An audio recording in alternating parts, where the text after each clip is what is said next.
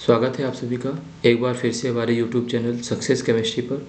ठीक है, यहाँ पर हम आज CUET एग्ज़ामिनेशन के बारे में पूरी डिस्कशन करेंगे। एग्ज़ाम के पैटर्न को समझेंगे, एग्ज़ाम के बारे में समझेंगे और ये समझेंगे कि इस एग्ज़ाम में कितनी बड़ी प्रॉब्लम्स आ सकती हैं, हमें किस सब्जेक्ट के साथ जाना चाहिए, हमारी प्रिपरेशन कैसी होनी चाहिए उस एग्ज़ाम के लिए। प्रॉपर सब कुछ पूरा डिटेल में हम यहाँ पर डिस्कस करेंगे। ठीक है, आप बस वीडियो को लास्ट तक देखिएगा और आप इस एग्ज़ाम के पैटर्न को, तरीके को, पूरा सब कुछ एकदम डिटेल में समझ जाएंगे। तो चलिए सबसे पहले स्टार्ट करते हैं। जैसे देखो, जब हम 12th पास आउट करते हैं, ठीक है, 12th पास आउट करने के बाद देखो हमारे पास दो फील्डें होती हैं। सबसे मेजर फील्ड आज की क्या है? एक तो है आपकी JEE जो IIT के थ्रू होती है। ठीक है, जिनको इंजीनियरिंग करना होता है वो इस एग्ज़ामिनेशन को देते हैं। दूसरी सबसे बड़ी फील्ड है मेडिकल की, मतलब जिनको डॉक्टर्स या नर्सिंग करना है तो वो नीट एग्ज़ामिनेशन के थ्रू यहाँ पर जाते हैं। ठीक, इसके बाद तीसरी सबसे बड़ी फील्ड होती है जहाँ पर बच्चा BSc, BCom और BA करता है। BSc, BCom और BA करता है।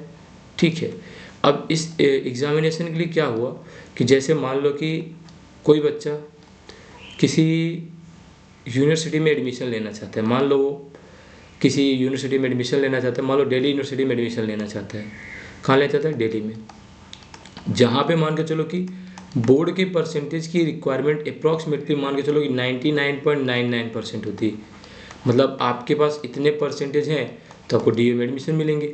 लेकिन अगर हम बात करें महाराष्ट्र बोर्ड की, UP बोर्ड की, गुजरात बोर्ड की, इन सब बोर्ड में क्या होता है, इतने परसेंटेज तो आते नहीं हैं क्योंकि स्टेट बोर्ड में इतना परसेंटेज बनता नहीं है। तो सिंपल सी बात है, अगर इतने परसेंटेज बनेंगे नहीं तो वो बच्चा उस यूनिवर्सिटी में एडमिशन के लिए एलिजिबल नहीं होगा। मतलब साफ है कि वो दिल्ली यूनिवर्सिटी में नहीं पढ़ सकता, वो दिल्ली यूनिवर्सिटी में नहीं पढ़ सकता।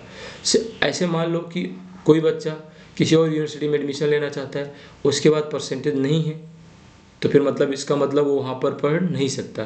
क्या परसेंटेज के बेस पर वो ना पढ़ पाए ये तो ज़रूरी नहीं है। तो फिर हुआ क्या कि अभी जो है हाल में इन सब एग्ज़ामों को कंडक्ट कराने के लिए, एक साथ कराने के लिए एक एग्ज़ामिनेशन आ रहा है जिसका नाम है CUET, central university entrance test. ठीक है, ये कंडक्ट करा रही कौन? NTA से क्या करा रही है? कंडक्ट करा रही है। अब दिक्कत ये है कि NTA एग्जामिनेशन को कंडक्ट करा रही है और पहली बार करा रही है। इसमें क्या पैटर्न रहने वाला है, क्या कहते हो, जैसे सिंपल सी बात है कि अगर हम बात करें फॉर्म की तो इनका फॉर्म आ चुका है, 6 अप्रैल टू 6 मई तक है। आप फॉर्म को अप्लाई कर सकते हैं NTA की ऑफिशियल वेबसाइट पर जा करके, या फिर आप कॉमन जो वेबसाइट होती है जहाँ से हम सारे फॉर्म को देखते हैं, सरकारी रिजल्ट से। ठीक है, सरकारी रिजल्ट से जा करके आप फॉर्म को अप्लाई कर सकते हैं। अब बात ये थी कि अब इसमें होगा क्या, इसमें एडमिशन के लिए 45 यूनिवर्सिटीज़ जो है अभी रखी गई, जितनी सेंट्रल यूनिवर्सिटीज़ हैं 45, ठीक है, उन्हीं को इसमें रखा गया है। ठीक, लेकिन आगे चल के हो सकता है कि आगे चल के मान लो कि MIT यूनिवर्सिटी है या फिर आपकी MIT है कोई प्राइवेट यूनिवर्सिटी, या कोई स्टेट यूनिवर्सिटी है, स्टेट यूनिवर्सिटी है, वो भी ये बोलती है कि भैया हम भी CUET के थ्रू लेंगे, तो कोई बहुत बड़ी बात नहीं है। मतलब कोई आश्चर्य की बात नहीं है कि मतलब आप CUET एग्जामिनेशन क्लियर कीजिए और आइए एडमिशन लेकर जाइए। बात तो साफ है, लेकिन एक बात समझने वाली है कि इतने बड़े स्केल पर अगर हम एक ऑनलाइन एवरेज पैटर्न देखें कि कितने बच्चे इस एग्जामिनेशन को देने वाले हैं, तो एक रफ एन आइडिया देखें ना, तो भारत में BSc करने वाले पर ईयर बच्चे जो है 47 लाख के आसपास होते हैं, और वहीं BA करने वाले कितने होते हैं? 90 लाख, और कुछ BCom करने वाले भी होंगे। डेटा तो एग्जैक्टली अवेलेबल नहीं है पर 10, 20, 25 लाख तो होंगे ही। तो रफ एन आइडिया अगर मैं 30 लाख मान के चलूँ तो टोटल कितने हो गए?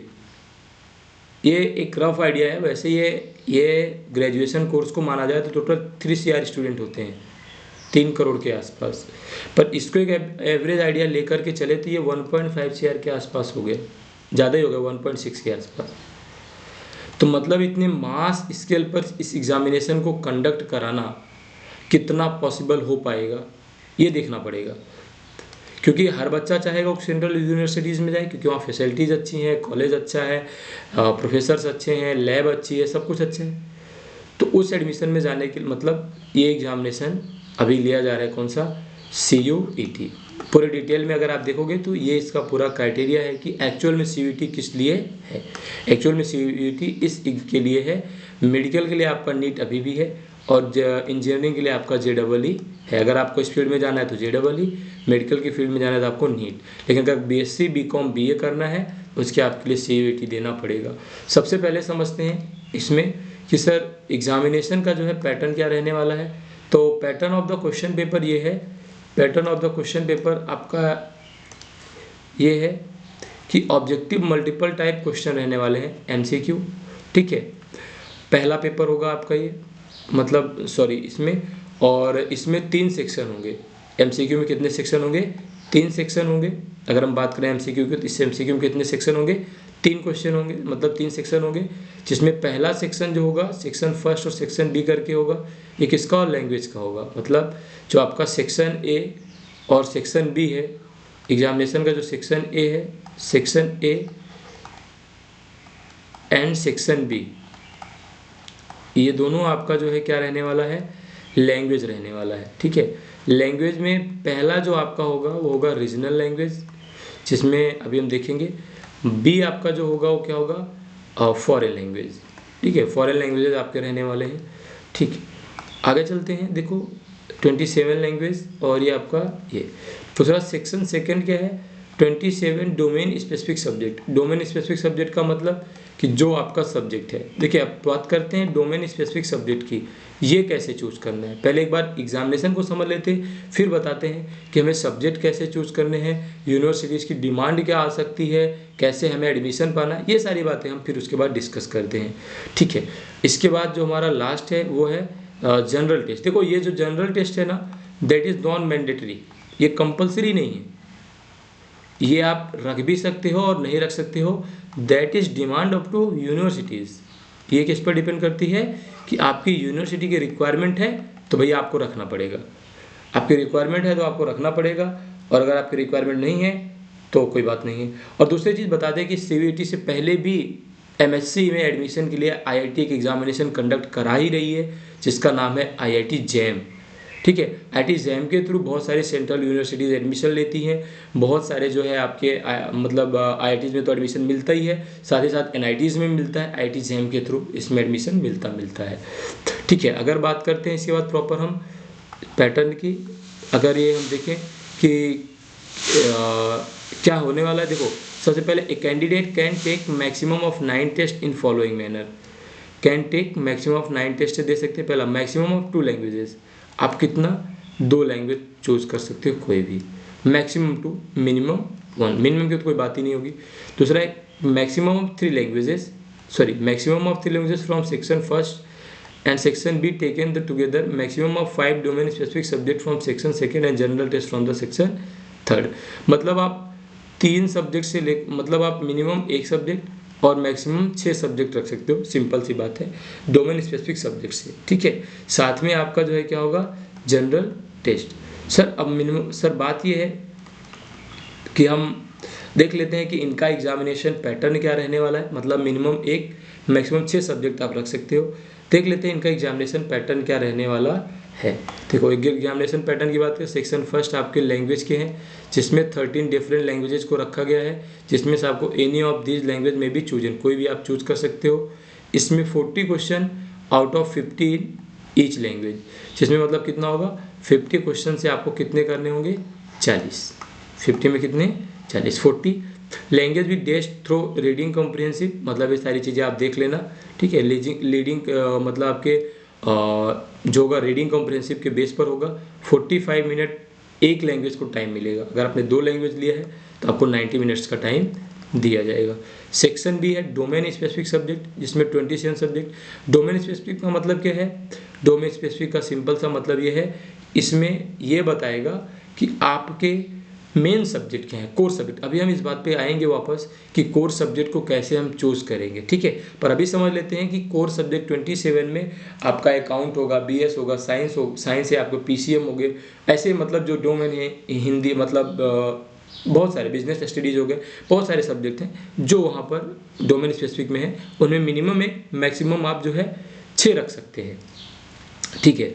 तो ये आपके डोमेन स्पेसिफिक होंगे और जिसके में 40 question of 50 in each subject, 40 question होगा ईच सब्जेक्ट में, मतलब कि जितने सब्जेक्ट आप लोगे 40 क्वेश्चन होंगे आउट ऑफ 15 ईच सब्जेक्ट, मतलब कि जितने हम 50 में कितने 40, टोटल टाइम आपके पास होगा 45 मिनट। कंप्यूटर बेस्ड एग्जामिनेशन रहने वाला है। जनरल टेस्ट की अगर हम बात करें, for each undergraduate program being offered by universities where a general test is being used for admission. ये ध्यान देने वाली बात है, ये कि या देखो साफ साफ लिखा general test is being used for admission. ऐसी यूनिवर्सिटी जहां आप एडमिशन लेने वाले हो, जहां की आप बात कर रहे हो, उसकी वेबसाइट पर या उस यूनिवर्सिटी में जा कर के पता कर लें कि आप अपने एंट्रेंस एग्जामिनेशन में साहब एप्टीट्यूड रखने वाले हैं कि नहीं रखने वाले हैं। अगर वो रखने वाले हैं देन दैट इज़ गुड, तो फिर आपको ये लेना पड़ेगा। कितने के 60 क्वेश्चन आउट ऑफ 75। और आपको बता दें, अगर मैं आपसे बात करूं इसके बारे में कि ये जो हमारा एप्टीट्यूड है ये क्या बहुत नहीं, एप्टीट्यूड बहुत ज़्यादा टफ नहीं आएगा, 12th के लेवल पर आपका आएगा। क्योंकि देखो ये मैं अपने खुद के पर्सनल एक्सपीरियंस पे बोल रहा हूँ। मैंने जब एमएससी के लिए सेंट्रल यूनिवर्सिटी का एंट्रेंस दिया था, उस टाइम पर इलाहाबाद यूनिवर्सिटी में जो है एंट्रेंस हो रहे थे एप्टीट्यूड के, पर एप्टीट्यूड इतना टफ नहीं था कि ना हो पाए। 50% 60% बहुत ईजिली हो जाते हैं। थोड़ा और एक बार आप फिर से मतलब थोड़ा प्रैक्टिस कर लेते हो तो 60-70% आराम से कर लेते हो ऑन एन एवरेज, क्योंकि बेसिक मैथमेटिक्स होती है, कॉम्प्रिहेंसिव होती है, फिर रीजनिंग होती है, और आपका मेंटल एबिलिटी होती है, न्यूमेरिकल एबिलिटी होती है, क्वेश्चन रीजनिंग होती है, मतलब आसान होता है। 60 मिनट 60 क्वेश्चन को मिल रहा है तो सिंपल सी बात है, बेसिक ही होगा, इतना टफ नहीं होगा, ठीक है। तो बहुत बेसिक होते हैं, आप आराम से कर सकते हो, ठीक है। सर अब सबसे बड़ी बात क्या है, हमें करना क्या होगा। देखो सबसे बड़ी बात ये है कि आपको करना ये होगा, आपको चूज़ करना पड़ेगा कि आपको, देखो पहला तो लैंग्वेज तो कंपलसरी हो गया, समझ लो, ठीक है। ए एंड बी पार्ट से लैंग्वेज कंपलसरी हो गया, लेकिन कोर सब्जेक्ट का क्या करना। देखो यार, कोर सब्जेक्ट की सिंपल सी बात बताएं तो जो मिनिमम और मैक्सिमम 6 है ना, इन दोनों में मत फंसना आप। इसमें इसलिए मत फंसना कि अगर आप मिनिमम और मैक्सिमम 6 में फंस रहे हो तो हो सकता है कल को आपको अगर एडमिशन लेना हो इलाहाबाद यूनिवर्सिटी में, इलाहाबाद यूनिवर्सिटी की रिक्वायरमेंट आ गई कि भैया हम जो है जो एंट्रेंस अपना लेते हैं पीसीएम में, आपने मान लो कि टारगेट रखा कि आप सिर्फ फिजिक्स रखते हो, तो भाई उनकी रिक्वायरमेंट है भैया आपको पीसीएम में जो है एंट्रेंस देना पड़ेगा, ठीक है। इसका स्कोर बोर्ड मेरे पास लेकर आइए। चलो मान लो आप दिल्ली यूनिवर्सिटी से ऑनर्स करना चाहते हो, लेकिन अब भाई ऑनर्स की फाइट बहुत ज़्यादा होगी, आपको ऑनर्स नहीं मिलता है। अगर ऑनर्स के लिए क्या है कि आपको एक सब्जेक्ट चाहिए सिर्फ जिसमें आप करना चाहते हो, चाहे फिजिक्स या केमिस्ट्री चाहे मैथ्स, जिस किसी एक में आप करना चाहते हो उसका एक सब्जेक्ट आपको चाहिए। लेकिन दिक्कत की बात है कि सर यहाँ फाइट बहुत ज़्यादा होगी, अगर ये नहीं मिला तो ऑनर्स सबको मिले, क्योंकि ज़्यादा जगह पे तो है नहीं। आप प्लेन बीएससी करना तो उसकी रिक्वायरमेंट क्या है, पीसीएम। तो मैं सिंपल से आपको एक सजेशन दूंगा कि आप 1 और 6 सब्जेक्ट के चक्कर में मत पड़िएगा। आप सिंपल से अपने पीसीएम को, अगर आप साइंस बैकग्राउंड से हैं, कॉमर्स बैकग्राउंड से, जो उनके कोर सब्जेक्ट होते हैं आप उन्हें रख लेना। उससे क्या होगा, किसी भी यूनिवर्सिटी की कोई भी डिमांड होगी, चाहे अकेले फिजिक्स की होगी, चाहे अकेले मैथमेटिक्स की होगी, चाहे अकेले आपके जिस सब्जेक्ट की होगी, बायो वालों को बायो की होगी, तो आपको इसके लिए इतनी टेंशन लेने की जरूरत नहीं है। आपके पास तीनों स्कोर कार्ड होंगे, फिजिक्स के भी, केमिस्ट्री के भी, मैथ्स के भी एंड इवन बायो के भी। तो आप उसे दिखा करके वहाँ पर एडमिशन पा सकते हैं। एकदम सिंपल सी बात है, एकदम कोई मतलब इसमें वो नहीं है कि सर कैसे रखना है, कुछ सोचना ही नहीं है इसके बारे में, बिल्कुल भी सोचने की ज़रूरत नहीं है कि सर हम कैसे करें। आप सीधा उठा करके अपने कोर सब्जेक्ट रख लो, जो आपका पीसीएम होता है वो रख लो। अगर आपको 12th स्टैंडर्ड में जो सब्जेक्ट हैं आप उनको रख लो, बस इतना घबराने की कोई बात नहीं है। एक रखोगे तो प्रॉब्लम होगी, क्योंकि सभी यूनिवर्सिटी की रिक्वायरमेंट ऐसी नहीं है, जहाँ तक मैंने अभी तक चेक किया है, ठीक है।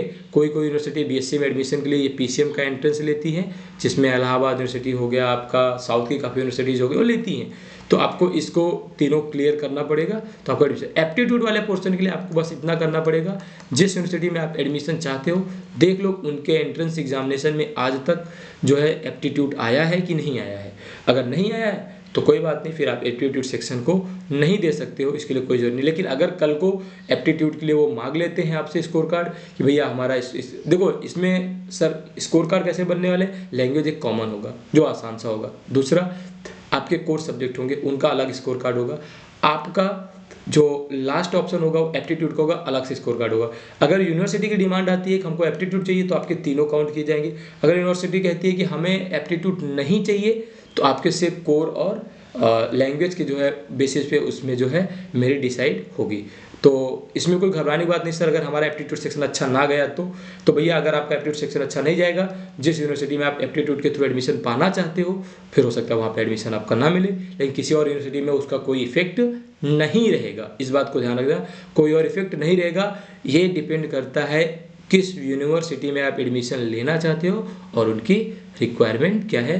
तो आप सिंपल सा अपने कोर सब्जेक्ट पीसीएम और जो बीए के लिए हैं तो जो उनके सब्जेक्ट में जैसे सोशियोलॉजी, पॉलिटी जो भी होगा वो आप रख लेना 3, और जो आपके कॉमर्स बैकग्राउंड से हैं वो उसके हिसाब से चूज़ कर लेंगे। ठीक है, तो ये पूरी इन्फॉर्मेशन थी, पूरा था। और आप एनटीए की वेबसाइट पे जा करके हर जो सब्जेक्ट आपका है उसके आप वो क्या बोलते हैं सिलेबस आप डाउनलोड कर सकते हो, अवेलेबल है, और फॉर्म फिल कर सकते हैं। 6 में लास्ट डेट है। ठीक है, पर एक बार इस एग्ज़ाम को दीजिए, देखते हैं कि एनटीए इस एग्जामिनेशन को कैसे कंडक्ट कराती है, क्योंकि कंडक्ट कराना एक बहुत बड़ा चैलेंज है, क्योंकि 40 लाख मतलब 1.5 CR के आसपास स्टूडेंट हैं जो ग्रेजुएशन कर रहे हैं, तो ऐसा बन सकता है कि 70 से 80 लाख। देखते हैं अभी कितने फॉर्म्स आते हैं, क्या क्राइटेरिया होता है। ठीक है, तब तक चैनल पर आप बने रहिए।